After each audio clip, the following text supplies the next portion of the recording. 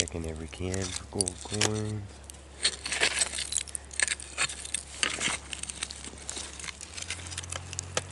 Ooh, that green bottle would have been pretty. Look at that. The little lip, and then it was hexagon all the way around, and it had delineation marks too.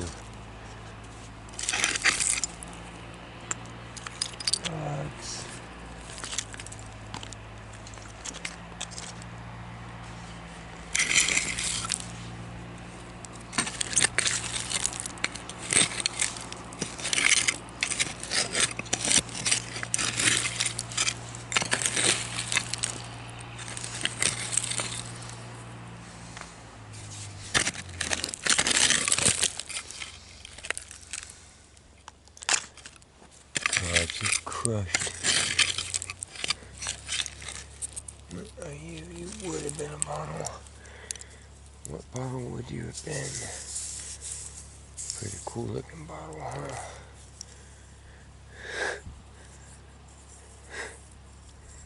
Yeah, went one more down. Wow. It's too bad about that one. What are you?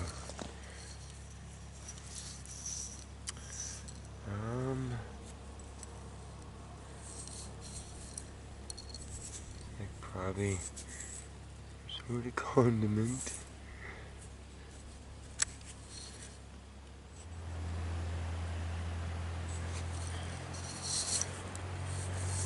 Not sure.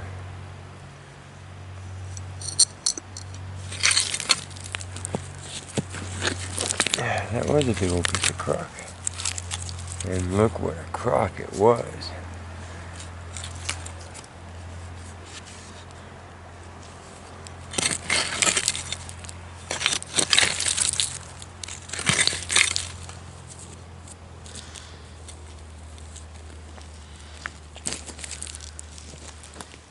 A jar, but not a jar of gold coins, the screw top.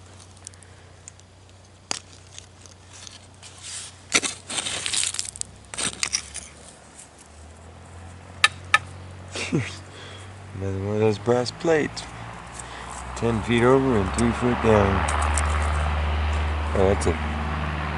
If you know what that is, then you might know where I am.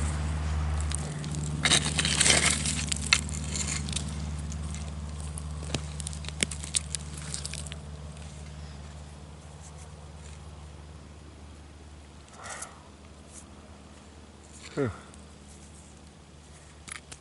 It's a spout with a little teapot.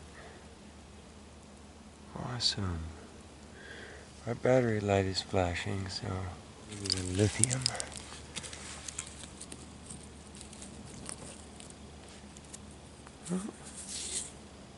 Cork top. Plain medicine. Molten. I'm getting down some old bottles. A rusty can, a rusty can.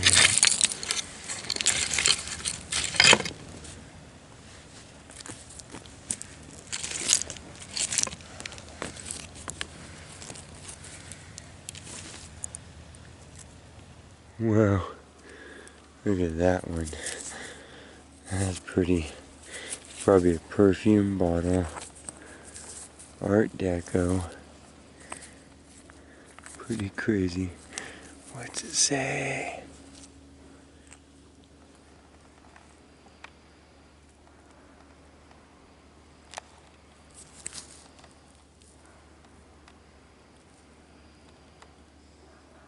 Well, it's got a patent number. We'll bring it with us.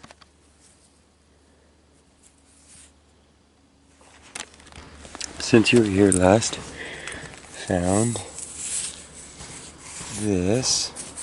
It's got a patent number, so I think that we are going to bring that home. That, you,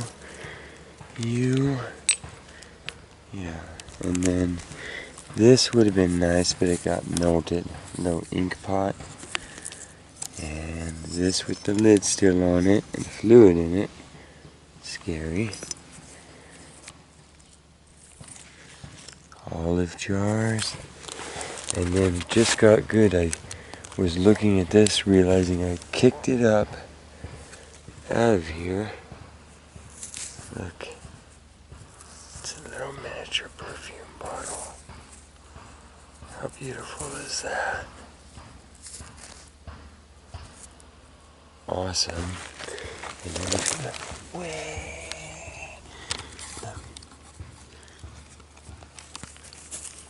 It's a glass stopper that went in bottles.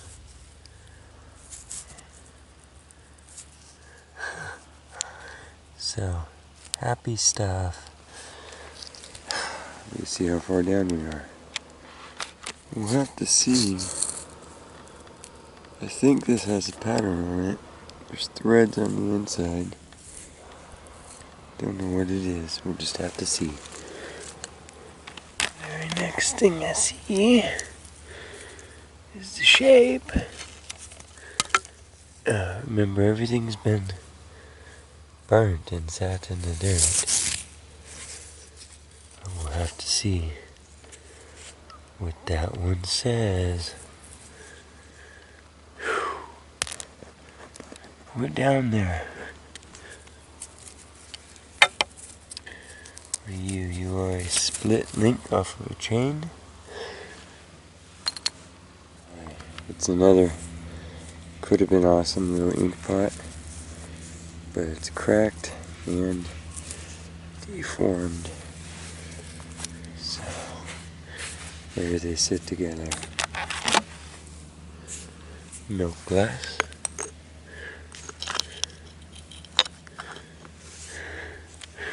We've had a massive collapse, which we knew was coming. This has revealed a few more modern screw-top bottles.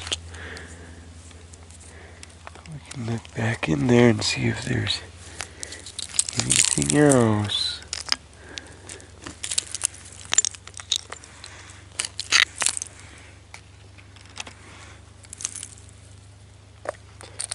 Checking all of them for coins. Here's a rock.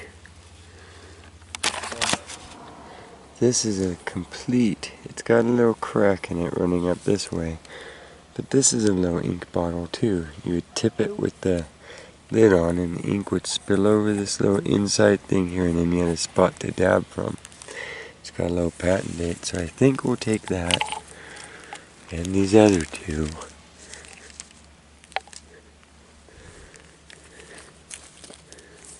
and make a little theme.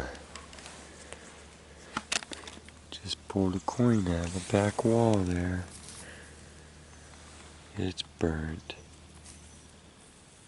I'm telling them what it is right now.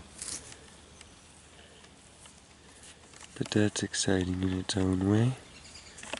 Looks like penny size. We'll see if we can get any details off of it. Yay!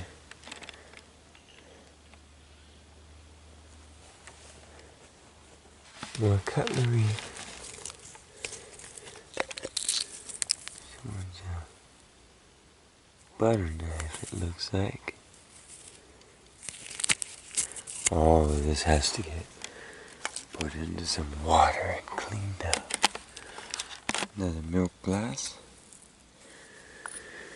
It's getting down near the end of the day. I've been turning the camera off, and miraculously it keeps charging up a little bit. So sometimes they do that. I'm going really slow because we were getting little things like that coin out of this black layer. So just wanted to make sure that if it was actually a jar of old pennies or something, that we got them all. But I'm keeping my eyes out. I think I'm doing a good job. I'll get back to you.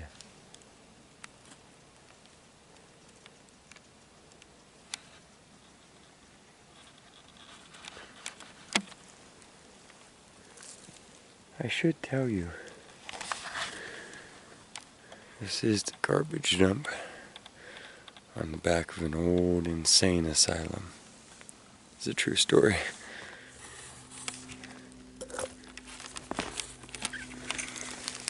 This one had words on it.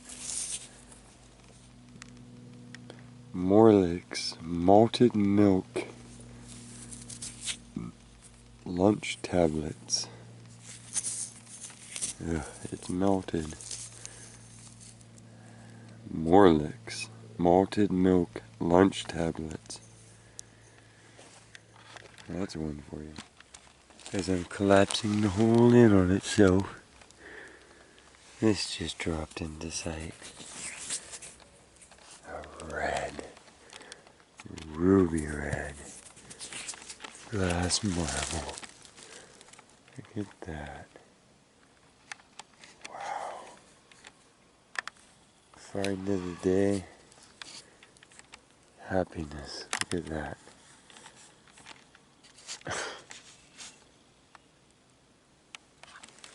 Look. There's a little baby perfume bottle. I'll take it.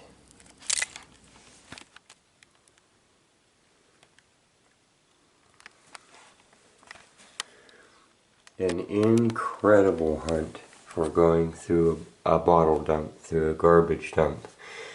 I am someone who really enjoys personal items, and you never know when you're going to find silver that's been thrown away or something with initials or something on it. So I saved all of the silverware on there because all of these metal objects we're going to clean up even further. So I'm going to show you the before on each of these and then the after, because you can see that some of them are just have been in a pile of debris and they're caked on and just in some real funky condition. And things like these plates, this is why you want to save every little metal plate that you find, because usually they're more than just a little metal plate. People will just skip them right by. Here's the example. This one's already showing through some of what's underneath it, and what look like little rust bumps aren't rust bumps. That's actually the plate that went onto something. So that can tell you all kinds of stuff. This we can go ahead and look at right now. This is a canning jar lid, but man, super fancy. This is a tested and approved by the Good Housekeeping Institute. Serial number, it's got a whole serial number, conducted by Good Housekeeping magazine. Closures are approved by the Presto Jar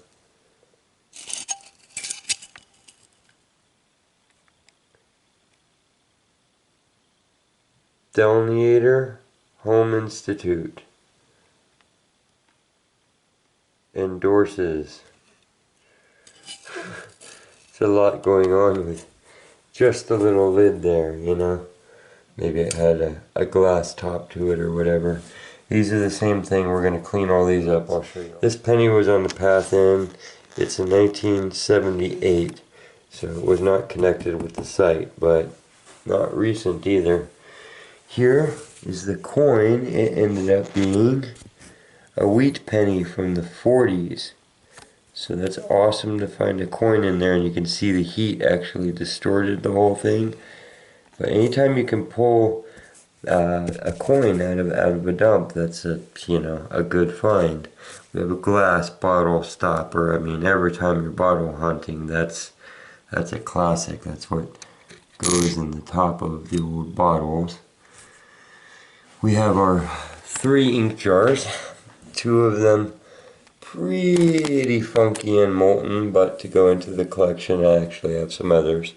And then our little jar where you tip it and the ink would go in there, and then you quill out of that with your pen instead of having to stick it all the way down in where you would get the whole pen covered in ink. You only had to put the tip in there. So that was pretty fancy for its day. It's also got a patent number. This does not have a patent number. but it is a cute little medicine jar. And this, I believe, is a perfume jar, and it was just decorative and ornate enough to catch my eye. And I see Parfum Pie de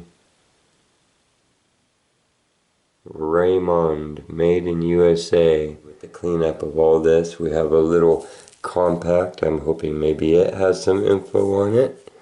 Here's our little razor. It's hard to tell what metal it's in, what metal it is, because that's molten glass stuck to the front of it there. So it needs to be cleaned up, but that's going to be pretty cool. This, I don't know what it is, but it was made in Germany, and it's porcelain. Anybody recognizes what that unbroken part went to? There's just kind of a stumper, and if I find one again, I'd like to know. And we were importing them from Germany for some reason. This reminds you a lot of a mirror handle, doesn't it? When you look at it next to silverware, it's pretty darn big. Starts to get into the crushed silver mirror handle look there. So again, that's molten glass and rust and everything all over the front of it, so we'll have to clean it up to see what it actually is. All of that, well, here's our little, probably a pill bottle, handle off of a jug, and two cute little perfume bottles. I mean, look how small that is. So that'll probably be easily repurposed. And then this one, even dinkier. That's like two of my thumbnails. Look at that. That is just silly. And so I'm in love with it. That has a very small little dabble of perfume for back in the day. Totally happy with those. As a writer, totally love the ink jars.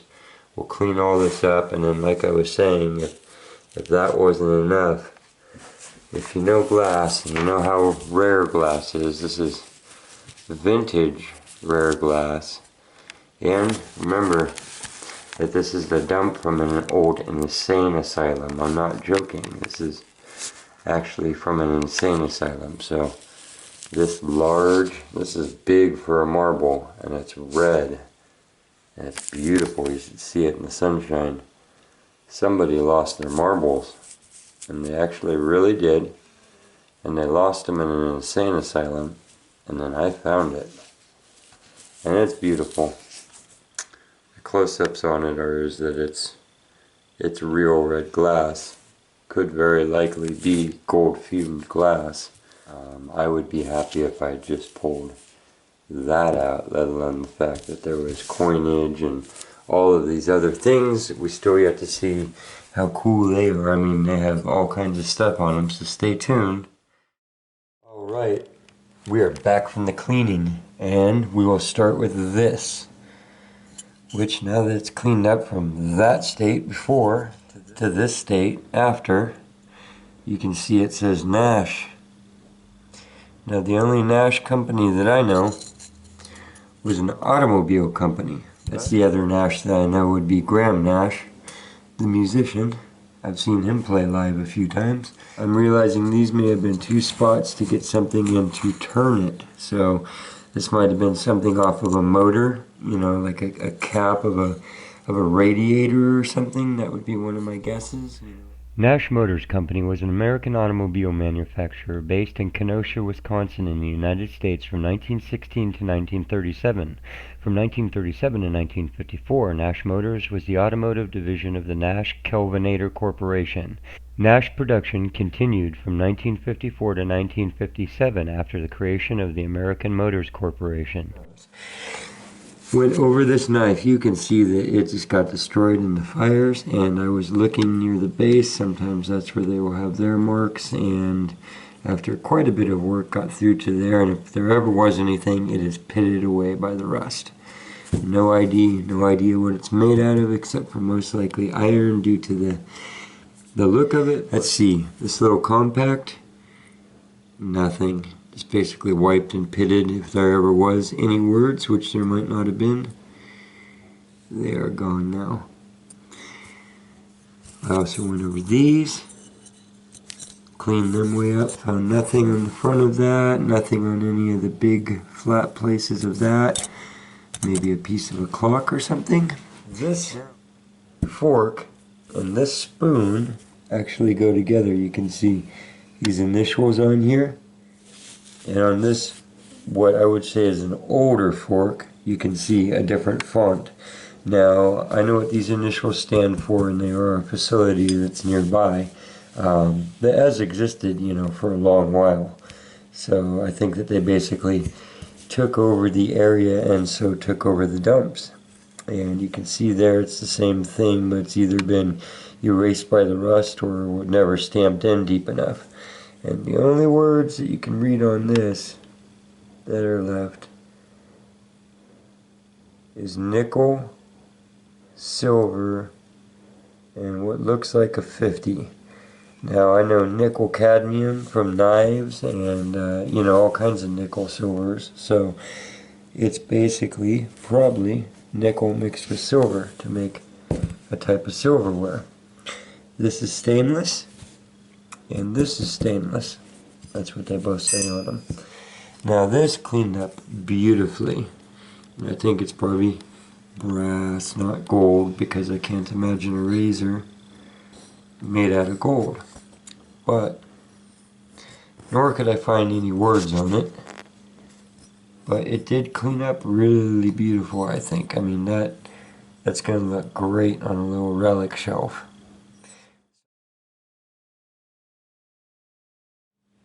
Definitely gives you more of an image of the era. You could say these go together. I'm going to say it. This is probably the handle of a mirror. And so you can start to see the daily hygienic products, which is pretty cool. Makes up an image of what was going on. And then this little plaque, I took a lot of time to read all of this. I'm not going to make you do it again. It is a very thorough little paragraph of legal talk, which basically boils down to describing how no one else has the right to reproduce radio tubes. And then these are the patents that this company holds. And the company is Stromberg Carlson Co., Rochester, New York. Stromberg Carlson was a telecommunications equipment and electronics manufacturing company in the United States. It was formed in 1894 as a partnership by Alfred Stromberg and Androv Carlson. It was one of 5 companies that controlled the national supply of telephone equipment until after World War II. This plate had nothing on it as far as I could tell. I looked really closely and took it down as far as I could and saw nothing there besides just one strike line across the top. So not sure what it was, but yeah, no sign of any lettering or anything. This I don't think ever had any lettering. I took it way down to its original metal. Didn't see any. If it was there, it's wiped now, but you can see it's actually a blade. So it fit into something. It was a long, flat blade. I think of what, but it was made out of brass, it looks like. So those are the details on that one little particular hole that we made into a bottle dump from 100 years ago. So, thank you for sharing and hopefully enjoying this little adventure, and I will see you at the next location. Quest on!